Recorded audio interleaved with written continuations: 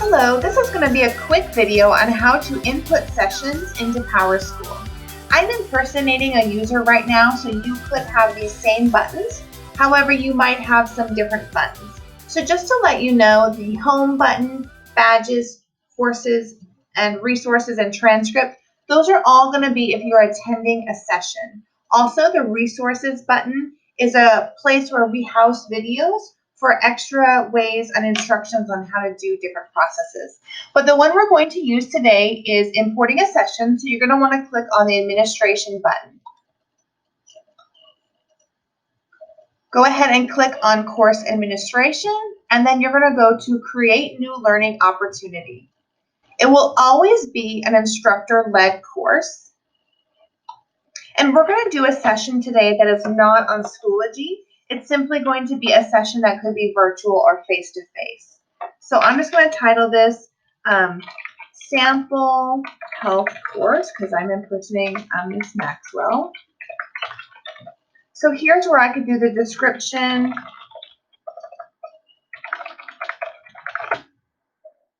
And as a user, she has several departments. So you might have this where it could be the attendance office, health services. You could have a drop-down menu, or you could simply just have the one office that you are adding the session under. I'm going to go ahead and pick health services. If I was going to make this into a Schoology course, I would then choose Schoology. However, this is just going to be a session that might be on Zoom, or later in the future, it could be a face-to-face session. So I'm going to go ahead and say this is going to be some CPE hours. I could also include invest if this was a session for maybe health teachers or what have you. So there are different ways that you can designate that. These are the instructional strategies that we use. I would do non-applicable for that because we don't have it. And this is going to go under organizational efficacy or efficiency. The notes, I could include this session is virtual. Later, I could say, please park in the front of the building. I could just include different notes about where the location is, bring a certain book, those types of things. So just know that there is a description here at the top, and then there is notes there for the specifics of the session. You always want to choose a course evaluation. Now, something to keep in mind is if you have users who call and say, I am not seeing my certificate, well, what's different about PowerSchool is in order to receive your certificate, you must fill out the evaluation. So we'll have a separate training and a video on that component, but just keep in mind that you must fill out the evaluation before you can get your certificate, as well as see it on your transcript. Allow participants to enroll in multiple sections. That could mean that you're having a conference and you want them to be able to enroll in more than one session. That's one that you can choose. Enable ratings for this course. That means someone could give your session a 5-star, 1-star, and it stays with the system. So we generally don't mark this one. And we generally mark this one if they're going to be attending something more than once at the same time. So we don't usually choose that one. However, it is an option and an opportunity. So then I'm going to go ahead and go to create lead course. So you've finished part 1. Now we're going to move over to part 2. So currently the availability, the location is when you have state and Texas, it's available to the whole district. You can also require it, but that's going to mean that it's something that someone in the whole district, it has to be done. It is required, and it will pop up on everyone's required sessions. You can also recommend it, and we're saying to kind of limit those as well, unless it is a district item that is recommended to everybody, and then you can restrict as well. So if you were doing a session at Aldine Middle School, you could definitely set it to be recommended and set it to only go to teachers at Aldine Middle School. So there are some settings we can do here, and I'll be happy to go through those more with you as well once they become more available. But we also have to watch how people are coded within HR. So typically we're just saying to make the available, make sure it says Texas here, and then it's open to the whole district, and it will be in the course catalog. So if you go here to course tags, this is where you can choose where those users might search from. For instance, for this one, I know they're probably going to search under health, and I could include any other ideas as well. There is a full list here, and you can choose more than one. And that way, if a user clicks on a tag, it will pull up those sessions that you've put under those tags. The competencies include invest as well as t-test. So you can align those as well for what your session will cover. So I'm just going to pick a few just so we have an example. So we're going to participate in a professional community, and our health session might also demonstrating knowledge of resources. So you can choose the invest alignments or t-test depending on your session. I'm going to go ahead and hit done. So now I have finished part 1, which is here, and part 2. We're now going to move into the next part, which is where you add a section. So what's nice about PowerSchool is, let's say I'm going to do some health meetings, and we're going to have a health meeting in January, February, and March. So I could have an overall course, say health meetings, and then I can add 3 sections at the bottom and have our January meeting, our March meeting, our April meeting. So you can add one big idea and have the meetings that coincide with that. Or for example, we're going to be having Super Saturday. Super Saturday is a day of professional learning. We could have Super Saturday be the big idea, and then all the different sessions we have at that day. So just some different things to kind of think about the opportunities that we have with PowerSchool. So a lot more to it than we had with ePortal. So I'm just going to pretend that I'm going to be having 2 meetings for this health course. So I'm going to add a new section, and it will have a separate one. So I'm just going to do sample January health meeting. And then the location, you can choose a location. However, we do have online listed at the bottom. This is where you're going to put your Zoom or Meet link. It can go here in the other location, and it can also go here in the street address. Or you could also just put the location of the face-to-face session once we have those. You can leave everything else blank.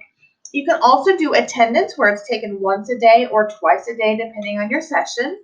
Here's where you can limit the number of participants and also allow a wait list. You can the number can go up to, I believe, 9,999, so a lot of more opportunity with that. You can also do your section start date, and I'll just start by saying that you will need to put the times in twice. It's just a part of the system, which we'll go over next. So I'm going to say this first meeting is in January, so I'm just going to go here to January 11th. It's going to start on the 11th. It's going to end on the 11th.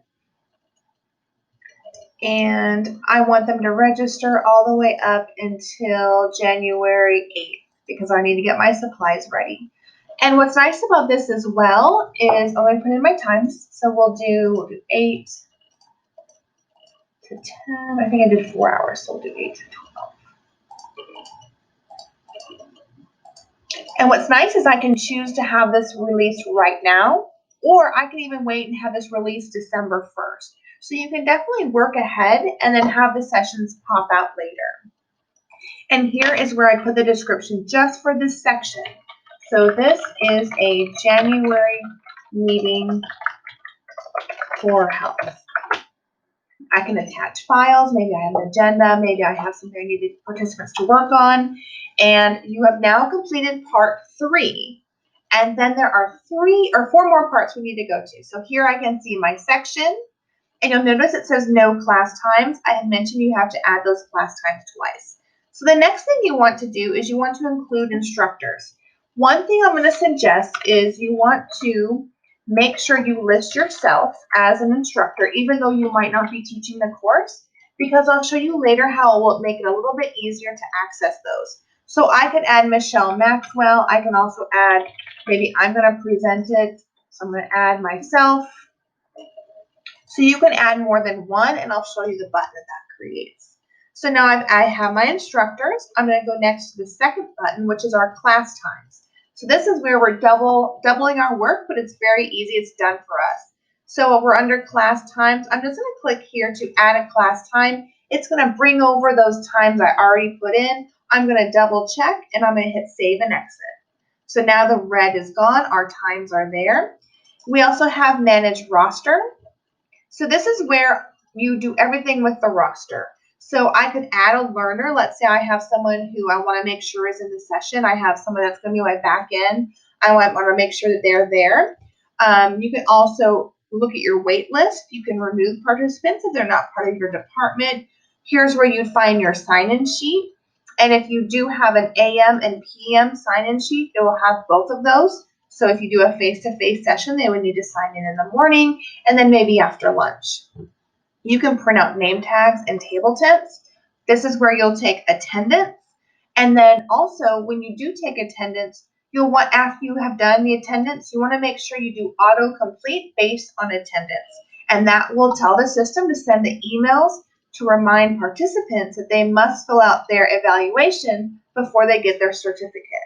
Here's where I would manage multiple credits. So on this session, I have CPE and invest hours. So I will have to go into the system to let the participants know, or let the system know that they can earn CPE and invest, because it will have the teachers choose. I can go back in and change that and make sure they get credit for both. You can send a message through the system. We suggest sending an email because it's a little bit easier that way and the participants might see it. They might not go up into their messages, which I'll show you at the end here as well. You can also email, so it sets up an email within the system and sends it out. You can show your survey results and see who has done their survey and who has not. There's also where you can export the roster. We've included where you can export with an email address. Let's say you want to capture all the emails, copy and save, and then send an email from your email. You can do it that way. Also, the export roster will also give you their roles. So if you're looking to see if someone is signed up and they are a 4th grade teacher and they don't need to come to your health meeting, then you could remove them from the list as well. And then you can also see the enrollment history. So this is going to let you know if someone has registered and then canceled and then registered again, kind of like we had in ePortal. So I'm going to go ahead and hit done, and I've got one more button. So remember, there's going to be 3 parts to a session and 4 buttons. And this is just where you can manage your course. So I can take a look again and make sure I have everything I need, make any changes. Now, I had said I was going to have a January meeting and a February meeting. So here I have my health course, and I have my January date. I'm going to go ahead and add in my February. So I'm just going to add another section. So I'm going to add in sample February health course, I can spell. And then it's going to be online as well. Here is where my Google Meet or Zoom link will go. And it can also go in the street address. I'm going to take attendance twice this day because it might be a full-time meeting. Contact person, I can always list myself there. I don't think I went over that the last time. Number of participants will be 40 again. I won't need a wait list because I know exactly who's coming, but there's that option. We're going to have this one be February 17th. And I'm going to have it close on the 15th so I get my supplies together. And this one is going to be from 8 until 3:30.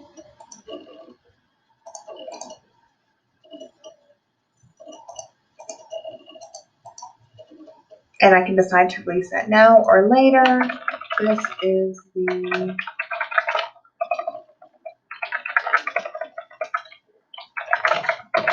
February meeting, and I can then create that. So now what I might need to do is change my hours. So I can list my instructor. So with every time you're going to make sure you want to do that. So I'll list my name.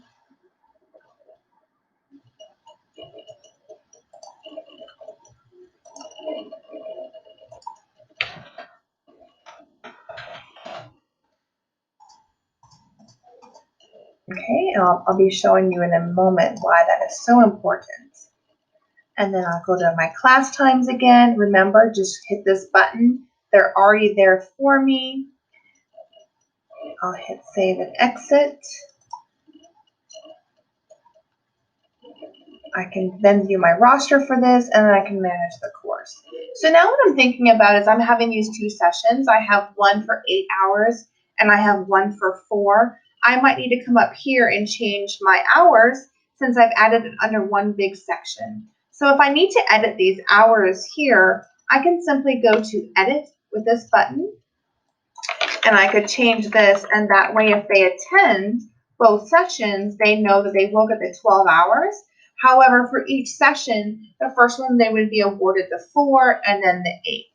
So I have now, and this button also has a few other items, so you can go ahead and manage everything, email addresses. I can also delete, and I can also copy here. So if I'm doing something very similar for another department, I could copy it, and then I would just have to put in the changes that are made. So what I'd like to do now is show you where this is located. So I am home. You now have a new button because you are listed as an instructor. It's going to come here under Courses I am teaching. So you might not be teaching the course as I mentioned, but since it was added, it's going to give you this button where you can easily access the courses, which I think is very helpful. So here it's under my future section. So I have my sample health course. Here's my January meeting and my February meeting. And from here, I can make all the edits that take me back to the roster where I might need to print out the sign-in sheet. I can take my attendance. I can then auto-complete and go from there. So we can do a next step, but I just definitely wanted to show you how this looks. I can also take a look at, if I go under administration, and I go under course administration, and I go here to departments, I can then see my sessions here. Oops, I'm in the wrong spot. I'm actually going to go to courses, and then I can go under health. I can take a peek at those sessions. So there are already some there, and I will delete this for Ms. Maxwell. But I just wanted to show you some of the components. Also, like here's where those messages would show up, and it does let you know if you log into the system that you have a message. So that might be an opportunity for us later, but for now, we're suggesting just to send emails since the system is so new. Here is your calendar as well. So if I take a look at full calendar, I can see my sessions. So I know one was in January. So when participants are in here, they can see it. And it actually will not show up until tomorrow now I think about it. I remember that. But there is a calendar. So, oh, here's one here. So sample health course. Here's one. I'm not sure why the other one didn't show up, but they can also look at the calendar view. So main button you're going to use is your administration button. And you're going to go over to course administration and create new learning opportunity. You can also manage the learning opportunities. This is what I was looking for. So like I said, I'm Ms. Maxwell. So I'm going to go back to administration. If I go to course administration and manage, I'm going to go to health. And what I can do here is anyone that's in the health department, all their sessions will be here. So I can take a look at what's happening and what's going on in the department. I'm sure you'll be communicating that in different ways. So you can also access it here as well, and then you can manage as well. I hope this video helps you import those sessions.